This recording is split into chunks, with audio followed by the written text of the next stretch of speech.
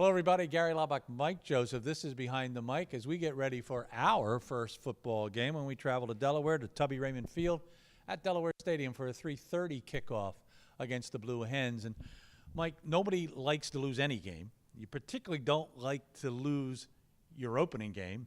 And for Delaware, they lost their first league game already. So both these teams are going to have to go into this game a little bit hungry for sure. You would think it's kind of a must-win for both teams, especially for Delaware. I mean, when you lose your opening game in the CAA, they're going to be an angry group of Blue Hens going down there. So the fact that the game is home for them again, it's got to say to them that they have to come out and really get off to a great start. You know, for Lafayette, you got to kind of put the pieces back together here. Obviously, your first game, you had a lot of jitters, had a lot of mistakes against a team that's probably not as good as Delaware up front on both sides of the football. But, you know, Lafayette's got to find a way to put these pieces back together. And defensively, they have to be a little disappointed.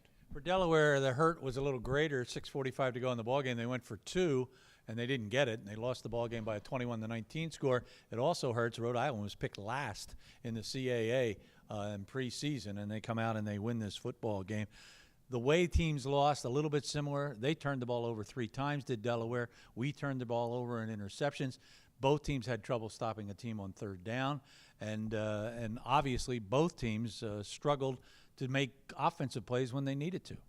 Yeah, and I think both teams are struggling. Look at Delaware. I mean, they actually put the ball on the ground 5 times. They only lost 3 of them, but they put the ball on the ground 5 times. That has been somewhat of a strength for Lafayette since John Garrett has taken over. They haven't really put the ball on the ground, but their problem is last week was defensively on third down. They can't get off the field. That is the money down. We talked about that. I mean, that's a down where you've got to pick up the pace. There's got to be an initiative to find a way to get off the field or create some sort of fourth down and long, because Lafayette did create fourth downs.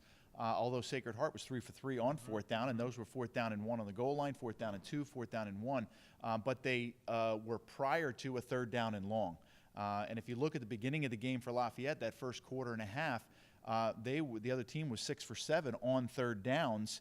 A couple of those became 4th and short. So, I mean, those are situations where you just have to find a way to get off the field, and I know Coach Thompson's going to find a way to get off the field. But, you know, for Delaware, it's a little bit of a similar situation. Both teams just obviously looking for a win.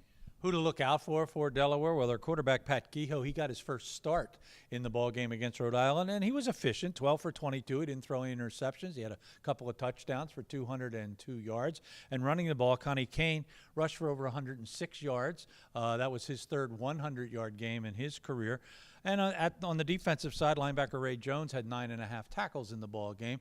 So this is a ball club before 18,000 people last week lost the game. They are going to be about as angry as any football team going in. For Lafayette, what did you make of the fact that we played a couple of quarterbacks and we played them early? And played them very early. I think earlier than anybody thought that you know, Cole would get in the game. But they were efficient at times. You see the spark of the way they can move the football sometimes. And I was actually happy. If you look at Lafayette going into the game, we were worried about them running the football. They actually ran the ball pretty well. 117 yards, 4.3 average. You can see what Selwyn Simpson brings to the game. You can see the ability of C.J. Emile and obviously some of the younger guys. They have now hopefully the ability to run the football to offset that.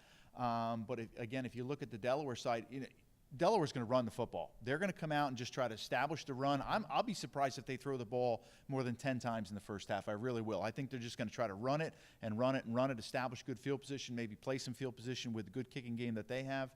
And then I think, you know, Lafayette's got to be ready up front, the front 7, to stop the run and then obviously put the pressure on a guy like Pat Kehoe. At some point, Lafayette's going to have to start scoring some points. You just can't rely on the leg of Jake Bissell to get all of your points. They struggled, did not score a touchdown. They have not won an independent game now for 2 years, the Lafayette Leopards, so they'll be looking to stop that streak in a way. The game is on RCN TV, WBPH Channel 60, ESPN 3, and Masson. So wherever you are, you'll have an opportunity to watch the ball game. Mike will be there, I'll be there, John Leone on the sidelines. We hope you join us. For Behind the Mic, I'm Gary Laubach. Thanks for watching.